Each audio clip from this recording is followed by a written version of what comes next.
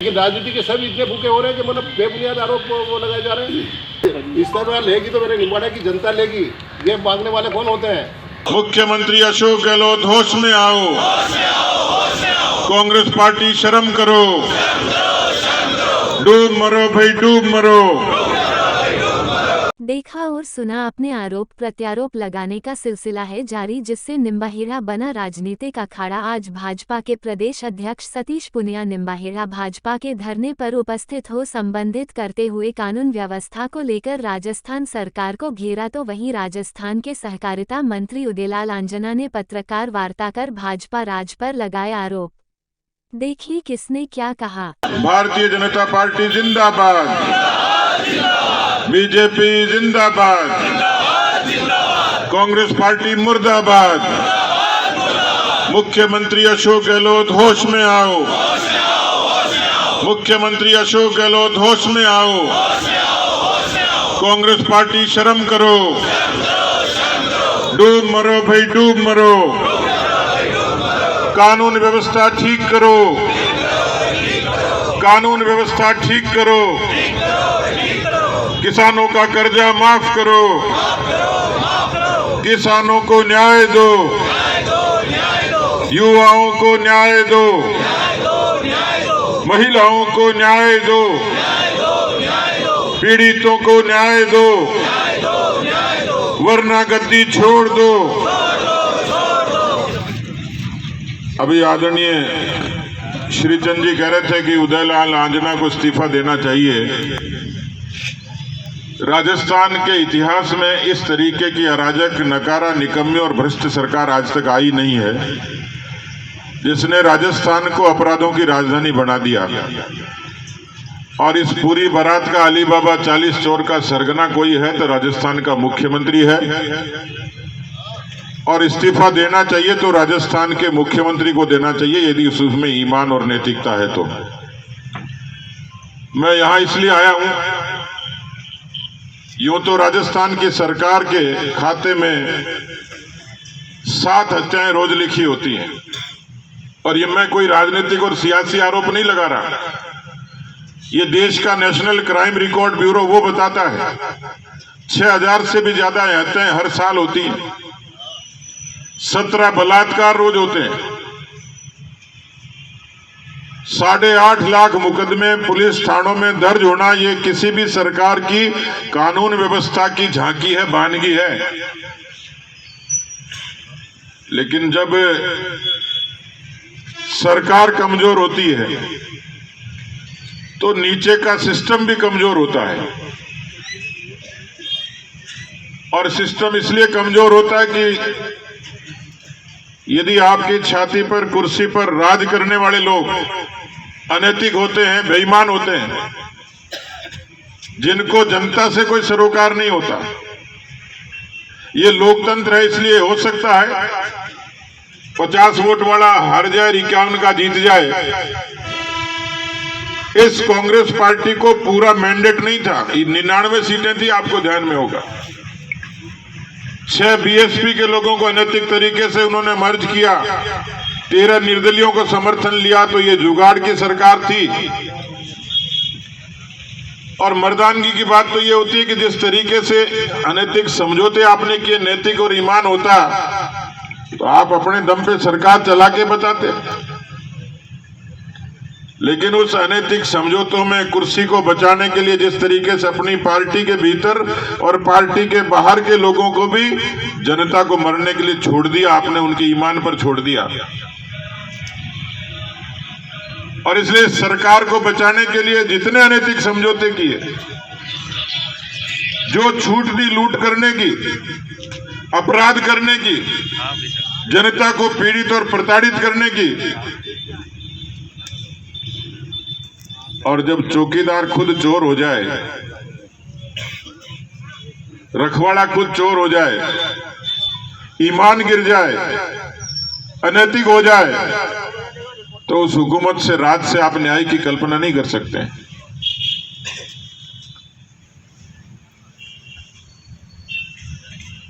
ये मुख्यमंत्री के शब्द थे जो मैंने इस्तेमाल किए, जो उन्होंने अपनी पार्टी के नेता के लिए किए।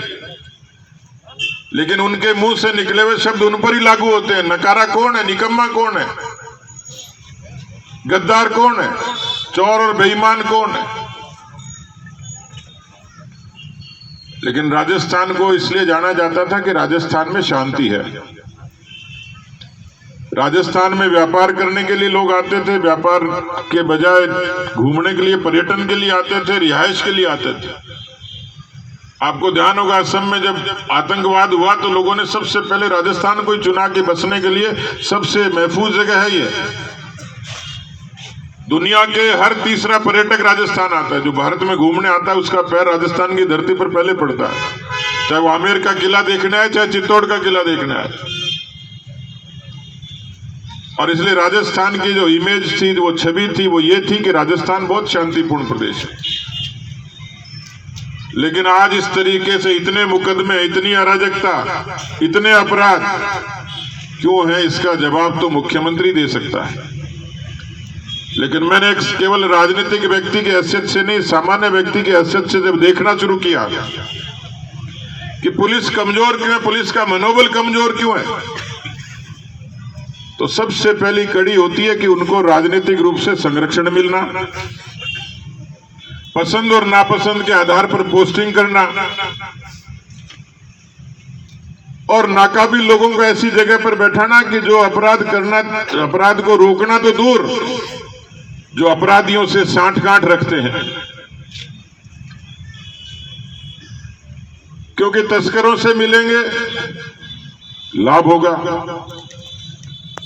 जनता का क्या होगा ये कोई सरोकार नहीं। मैं तो कभी किसी पुराने जमाने में उत्तर प्रदेश और बिहार की मिसाल हम लोग देखते थे किस तरीके से वहां अपराध का बोलबाला था। लेकिन आज मैं जब बंटी के घर गया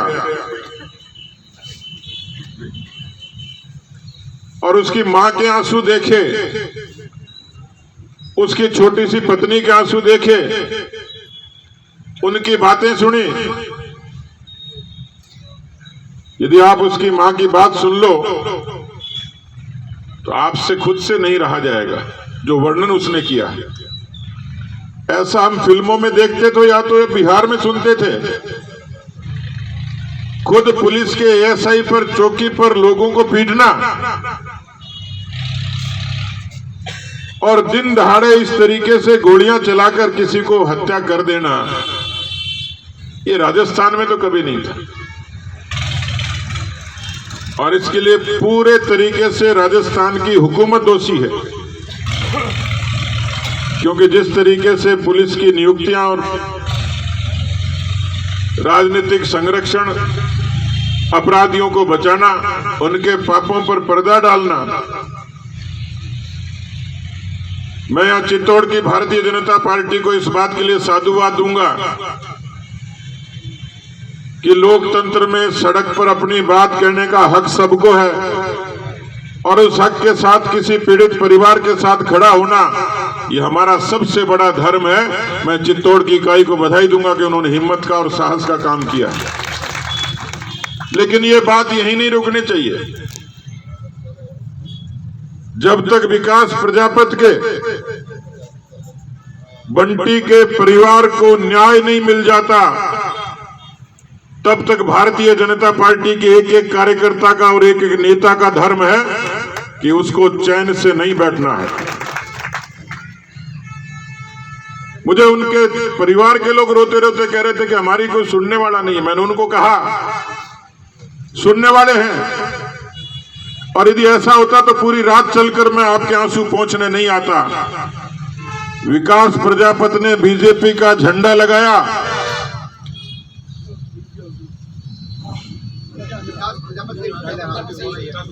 विकास प्रजापति ने बीजेपी का झंडा लगाया, इसलिए वो लोगों की आंखों में खटका।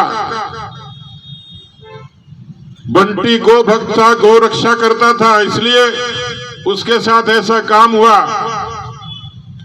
लेकिन समय को बदलते हुए देर नहीं लगती है। जनता जब पलटती है तो पूरा पलटती है और तख्ता ही पलटती है, और केवल तख्ता पलटने तक नहीं रुकेगी। जो लोग अपराधी हैं,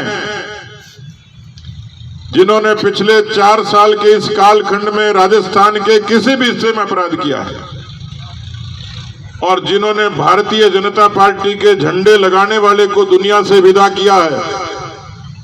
मैं पार्टी के कार्यकर्ताओं के साथ खड़ा हूं इस संकल्प के साथ कि जिन्होंने बीजेपी के झंडे को लगाने वाले किसी कार्यकर्ता को दुनिया से विदा किया है, इस संकल्प के साथ कि उस झंडे को हम हमेशा के लिए राजस्थान की धरती से विदा कर देंगे, उस कांग्रेस पार्टी के झंडे को कि जिसके संरक्षण में ये होता है। केवल इसलिए हत्या हो गई कि उसने वो बूथ का कार्यकर्ता था और उसने बीजेपी का झंडा लगा लिया। ये राजशाही थोड़ी है, लोकतंत्र है। और लोकतंत्र में कहा जाता है कि सिर गिने जाते हैं। आज इतनी बड़ी संख्या में आप आए हो। मैं दोनों ही जिलाध्यक्षों से, गोपाल जी से और हमारे गौतम जी से कह रहा था, ये एक दिन का संघर्ष नहीं है, लंबी लड़ाई करनी पड़ेगी। उस लड़ाई में हम आपके साथ खड़े हैं, सदन में भी लड़ेंगे, लेकिन चित्तौड़ की जनता को, चित्तौड़ के कार्यकर्ता को और चित्तौड़ के प्रशासन को पता लग जाना चाहिए कि भारतीय जनता पार्टी पीड़ितों के साथ खड़ी है। और कई बार कुछ चीजों का पता नहीं लगता है। ये कांग्रेस पार्टी जिसके राज में आपातकाल लगा था, लोकतंत्र पर हमला करने वाले ये लोग थे, आज लोकतंत्र की नैतिकता की दुहाई देते होंगे। इंदिरा गांधी जैसी तानाशाही को भी इल्म नहीं था कि गुजरात के एक सामान्य से मैच से कोई आंदोलन शुरू होगा, बिहार के कॉलेज से कोई समग्र क्रांति का आंदोलन खड़ा होगा और इंदिरा जैसी तानाशाह का तख्ता पलट जाएगा। अशोक गहलोत ये भूल कर रहे हैं कि बंटी की हत्या महज किसी एक व्यक्ति की हत्या है, विकास प्रजापति की हत्या किसी एक व्यक्ति की हत्या है, ये सिस्टम की हत्या तो है ही, लेकिन ये हत्या एक ऐलान है, एक शंखनाद है, एक संकेत है जो जनज्वार के रूप में आज नहीं तो कल, कल नहीं तो परसों कांग्रेस के लिए काल बनकर खड़ा होगा। ये मैं आपको भरोसे से कह सकता हूं। और इसलिए मुझे खुशी हुई कि यहां की इकाई ने कहा कि हमें संभालने के लिए, संबल देने के लिए कोई चाहिए। मैंने कोई विलंब नहीं किया, क्योंकि लोकतंत्र में विपक्ष का और सच्चे जनप्रतिनिधि का, कार्यकर्ता का धर्म यही है कि दुख की घड़ी में वो किसी जनता के, उन कार्यकर्ताओं के, जनता के साथ खड़ा रहे। मैं आज आप सब लोगों को ये आह्वान करने के लिए आया हूं और मैंने कहा इनको कि एक प्रभावी प्रदर्शन फिर किसी दिन दोनों ही जिलों के लोग मजबूती के साथ, ताकि पुलिस को, प्रशासन को और मुख्यमंत्री को यह एहसास रहे। मैं कोशिश करूंगा कि हमारे नेता प्रतिपक्ष सदन में भी पूरी मजबूती के साथ इस मसले को रखें। लेकिन केवल ये घटना नहीं, केवल एक व्यक्ति नहीं, पूरे राजस्थान में जिस तरीके से अपराध का बोलबाला है, हमारे उत्तर के गंगानगर, हनुमानगढ़ नशे के गिरफ्त में आके वहां की नई पीढ़ी पूरी तरीके से खत्म हो गई। वहां कांग्रेस के लोग मिलकर वहां नशे का कारोबार करते। पूर्वी राजस्थान के कांग्रेस पार्टी के ही लोग पेपर लीक के सरगना बने हुए हैं। दक्षिण राजस्थान का दृश्य जहां मैं खड़ा हूं, ये खुलेआम कानून व्यवस्था की धज्जियां उड़ाने वाला दृश्य यहां दिखता है। और इसलिए इस कांग्रेस पार्टी ने जब राजस्थान को अपराधों की राजधानी बनाया है, तो ये हमारा युग धर्म है कि हम सब लोग मिलकर कांग्रेस के इस अनाचार के खिलाफ, इस सरकार के खिलाफ मजबूती के साथ धरती पर, धरातल पर और सड़क पर लड़ें, और तब तक लड़ें जब पीड़ित परिवार को न्याय नहीं मिल जाता। पूरी प्रदेश भारतीय जनता पार्टी आपके साथ खड़ी है। मैं एक बार फिर से आपके हौसलों की दाद देते हुए ये जरूर आग्रह करूंगा कि ये आंदोलन एक दिन का नहीं है। किसानों की कर्जा माफी की ठगी से लेकर, बेरोजगारों से वादा खिलाफी से लेकर, अपराधों की बढ़ती हुई घटनाओं से लेकर भ्रष्टाचार के इस चरम सीमा तक डूबे हुए कांग्रेस पार्टी के शासन के खिलाफ एक बड़े सिंहनाद की जरूरत है। और इसलिए मैं आग्रह करूंगा, निम्बाहेड़ा में तो आप करें ही, मैंने जिलाध्यक्ष जी को कहा है, आपने भी सहमति दी है कि मार्च के प्रथम दूसरे सप्ताह में जब आपको समय मिले, इन सारे ही मुद्दों पर, किसान कर्जा माफी, बेरोजगारी, भ्रष्टाचार, अपराध, आपको चित्तौड़ की कलेक्ट्रेट को हजारों लोगों के साथ घेरना चाहिए और ये पूरा संदेश सरकार तक जाना चाहिए कि चित्तौड़ का एक एक कार्यकर्ता किसानों के साथ, नौजवानों के साथ पूरी ताकत और मजबूती से खड़ा। मार्च में हम लोग चित्तौड़ के कलेक्ट्रेट पर एक अच्छा प्रचंड घेराव करेंगे। वहीं लगे आरोपों पर उदयलाल आंजना सहकारिता मंत्री राजस्थान सरकार ने पत्रकार वार्ता में कहा कि राजनीति करना आजकल कितना खतरनाक हो गया, मुझे मंत्री बनने के बाद महसूस जिस प्रकार की व्यवस्था और बेबुनियाद आरोप लगाकर किसी की भी इज्जत उछालना, कोई भी घटना हो जाए तो उसका सीधा आरोप विक्रम आजना और उदयलाल आजना पर आता है। बंटी आजना की हत्या में तो निस्संदेह मुझे राजनीति करूं या नहीं करूं, इस पर विचार करने के लिए मजबूर कर दिया। 32-33 साल से राजनीतिक जीवन में हूँ। हर क्षेत्र में मुझे जो प्यार मिलता है, मेरा स्वभाव जो जानते हैं,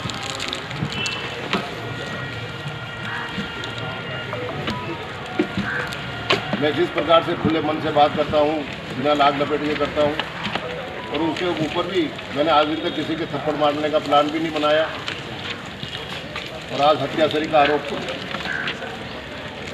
मेरे पे और मेरे भांजे पर लगाया, इसलिए आप लोगों को कष्ट दिया है। बंटी आजना मेरे गांव का बच्चा है और हत्या के बाद उसका फोटो देखकर ही उसको पहचान पाया। इससे पहले मैं पहचानता नहीं था। उसके पिताजी को जानता हूँ, उसके दादाजी को जानता हूँ, उसके खानदान को जानता हूँ, बुआ जी को जानता हूँ, उसकी सास को जानता हूँ, लेकिन नए बच्चों से तो पॉलिटिक्स में आने के बाद मेरे गांव के सब बच्चों को भी मैंने पहचानता, तो उसमें बंटी आजना भी शामिल था। बंटी आजना चुनाव के दौरान तक मुझे वोट देता है, जो उसने खुद ट्वीट किया है, जो अभी आपको वो उसकी स्क्रीनशॉट उसने वोट डालते समय ली थी, वो आपको दे दूँगा, जिसको आज भाजपा अपना बूथ लेवल का नेता बना रही। भाजपा की सबसे बड़ी विडंबना ये है कि जन समर्थन नहीं मिल रहा, बेबुनियाद आरोप लगाते हैं। केसुंदा गांव की ये स्थिति थी, कभी मैं चुनाव राजनीति में नहीं आया उससे पहले, कि 10% वोट कांग्रेस को मिलते थे और 90% भाजपा के वोट थे, और कांग्रेस वाले मीटिंग नहीं कर पाते थे। मेरे प्रधान बनने के बाद और पार्टी से जुड़ने के बाद और सक्रियता बढ़ाने के बाद मुझे मेरे गांव में जब से चुनाव लड़ रहा हूँ 4,000 साढ़े 4,000 तक वोट से बढ़त मिलती है, और 300, 400, 500 वोट हर बार बीजेपी को मिल रहे हैं। उल्टा काम हो गया, 10% बीजेपी के वोट रह गए और कांग्रेस का 90% वोट। उससे चिंतित होकर इन्होंने इतना ढिंगोना षड्यंत्र भी किया कि जो आदमी इस विधानसभा चुनाव में भी मुझे वोट दे रहा था, उसको अपराध की सीमा तक पहुंचा दी, और मुझे मेरे रैंक से नीचे के व्यक्ति के संदर्भ में बोलना पड़ रहा है। सोन आजना जिसकी कोई हैसियत नहीं है, एक किसान नेता बन के घूमता है, फर्जीवाड़ा के अलावा कुछ हो नहीं। बाप के 8 वोट आए बसड़ा गांव में, सुसरा जी अफीम के तस्करों की दलाली करते हैं, पुलिस की मुखबिर करते हैं थोड़ा पोस्ट पकड़ाने में। पूरा खानदान सुसरा और बाप और नवेश एक ही काम में लग रहे हैं। उसने इस आदमी बंटी का दिमाग खराब किया। थोड़ा बहुत तो ये क्रिमिनल पुलिस था, लेकिन उसके पास में बैठ करके किसुना गांव में अपनी जाजम जमाने के लिए उसको मिस गाइड किया कि अपनी सरकार आएगी जब तक ये उदयलाल आजना ने विक्रम आजना पुनर आजना ये कांग्रेस के सालों को सबको एक एक देख लेंगे, तू आ गया तो तू सबसे मजबूत आदमी। इस कारण से वो बेग गया और इनके चारे लग गए, अपराध की दुनिया में और आगे आगे बढ़ता गया। वो इतना आपराधिक होगा इसकी जानकारी तो मुझे जब ये घटना हुई और पुलिस से मैंने बार बार चर्चा की और जो रिकॉर्ड उन्होंने मुझे उपलब्ध कराया और जो ये वोट डालने की जानकारी भी मेरे कार्यकर्ताओं ने दी, जब जाके मालूम पड़ा कि वो इतना बड़ा क्रिमिनल आदमी बन गया था, मेरा गांव का होनहार बच्चा। बंटी आजना ने 51-58 के नाम से स्वयं की गैंग बना रखी थी, जिसमें कई आपराधिक लड़के शामिल कर रखे थे, जिसके साथ मिलकर वह डोड़ा चूड़ा की गाड़ियां लूटकर मध्य प्रदेश में कांस्टेबल पंकज कुमावत के साथ तस्करी करता था। इन्हीं के दम पर वो सरकार बदलने व अन्य लोगों को हाथ पैर तोड़ने और गोली मारने की धमकियां देता था। उक्त जानकारी मुझे पुलिस से मिली। बंटी आजना मध्य प्रदेश के तस्कर कमल राणा के पूर्व साथी था, परंतु दोनों के रिश्ते लेन देन को लेकर खराब हो गए थे और दोनों में खुली दुश्मनी थी, ये भी जानकारी पुलिस से मिली है। बंटी आजना मध्य प्रदेश बंटी मारवाड़ के कुख्यात गैंग 007 के सरगना लॉरेंस बिश्नोई जेल से निकलते ही मारने के वीडियो वायरल करता था। रखने खरीदने बेचने के मामले में दर्ज है, वो भी महीनों जेल में रहा है और अभी भी जमानत पर छूटा हुआ था। बंटी पर सोनू कलर के नाम के अपराधी ने भी जानलेवा हमला करते हुए फायरिंग की थी, जिसमें वो बच गया था, परंतु बंटी ने वहां से जान बचाकर भागने के बजाय सोनू की गाड़ी में आग लगा दी थी, जिससे उसकी दुश्मनी खुलेआम थी। दोनों एक दूसरे को गोली मारने की धमकियां देने और वीडियो सोशल मीडिया पर डालते थे। खुली अदावत थी और बावरी गैंग पूर्व में भी बंटी पर हमला कर चुकी है। बंटी ने दिनेश बावरी के साथ पूर्व मारपीट की थी, जिस पर दोनों में रंजिश चरम सीमा पर थी। बंटी आजना स्वयं को भाजपा बूथ का अध्यक्ष बना हुआ था, जबकि उसके पिताजी का नाम अब भारतीय जनता पार्टी ले रही, कि उसके पिताजी हमारे बूथ लेवल थे। आप पत्रकारों की टीम को जाना चाहिए, उसके पिताजी की हालत देख लेनी चाहिए कि वह बूथ लेवल के वो एजेंट बनने की स्थिति में है क्या। लेकिन भाजपा अब बंटी का तो नाम नहीं ले सकती, उसके हमदर्दी के आंसू तो बहा रही है। वहाँ धरने पर तो बिठा रही है लोगों को, सब कुछ कर रही है, लेकिन उसका नाम अब अपने साथ जोड़ने से डर रही है। इसलिए बूथ का एजेंट तो इसको बनाया था और अब उसके बाप का नाम ले रही है कि उसका बाप हमारा बूथ एजेंट था। आपको जाके उसके बाप की हैसियत देनी चाहिए कि वो बूथ एजेंट या भाजपा का कार्यकर्ता होने सर की स्थिति में है क्या। इससे पहले कि आज वो घटना हो गई, बेटा चला गया, लेकिन इससे पहले भी वो गाँव में पूछ लो कि वो कभी पार्टी की बात करता है या किसी आदमी से भी बात करता है क्या।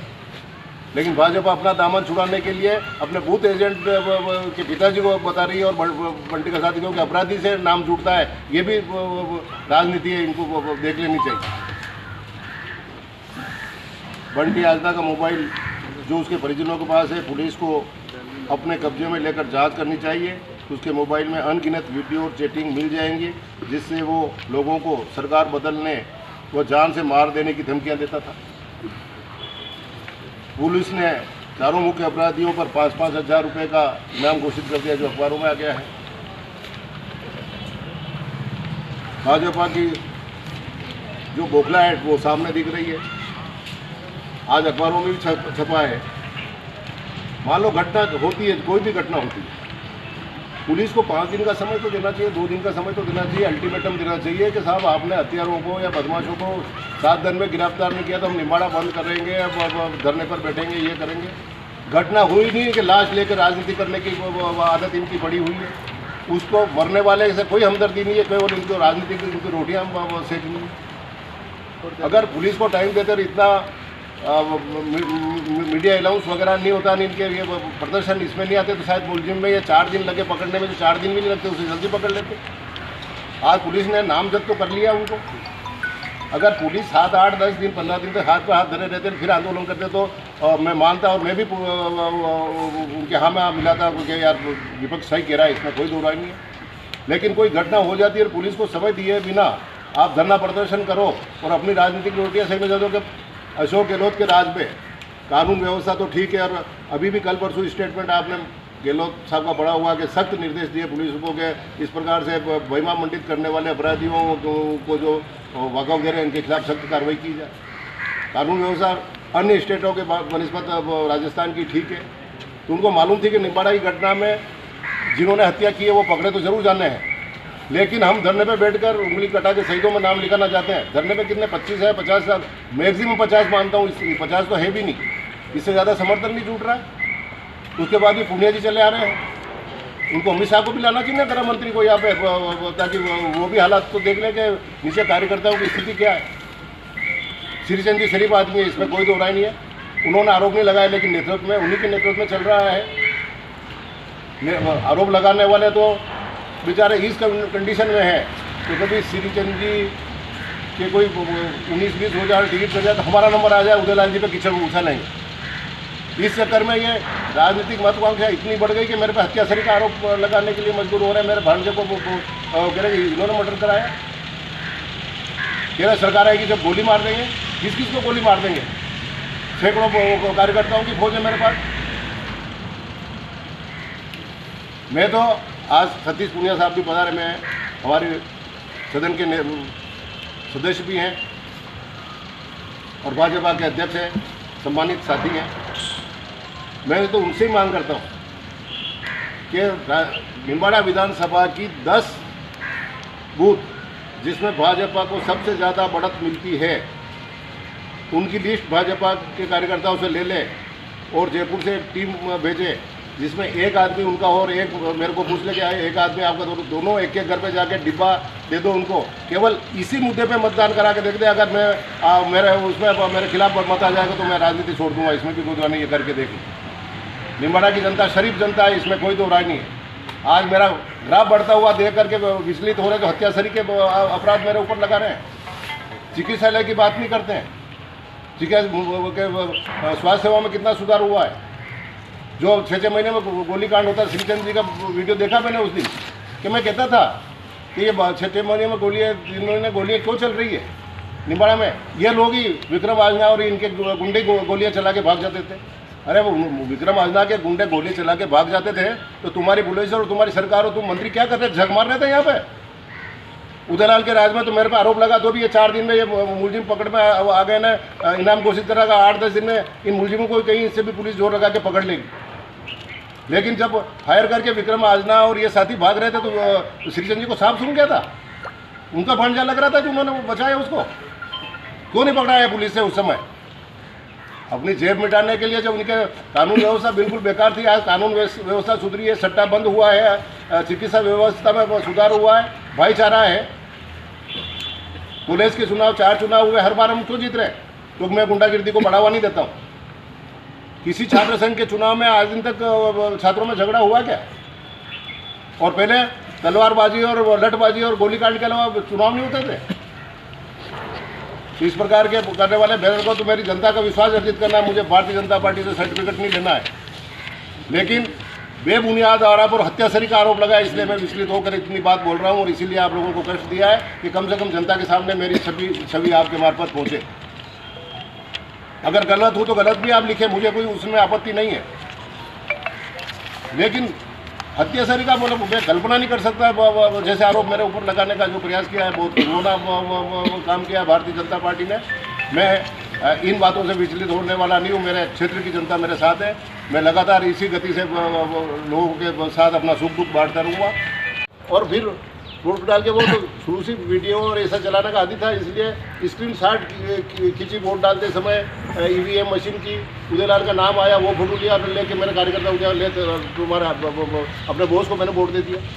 ये तो कोई मैं तो नहीं करा सकता उसे प्लान से। उसे जब उसने डाला वोट, जब भी 2-4 केस तो उसके थे, तो भी वो उनके सीमित दायरे में चल रहा था। लेकिन जब मालूम पड़ा कि हमारी जाजम यहाँ नहीं जम रही और किस प्रकार से श्रीचंद जी पूरा ताकत लगा रहे कि मैं छोटी साइड से कैसे जीतूँ, छोटी साइड से कैसे जीतूँ, तो उसमें सबसे नंबर पहला आता है केसुंदा का, कि वही 4000 का खड्डा पड़ता है।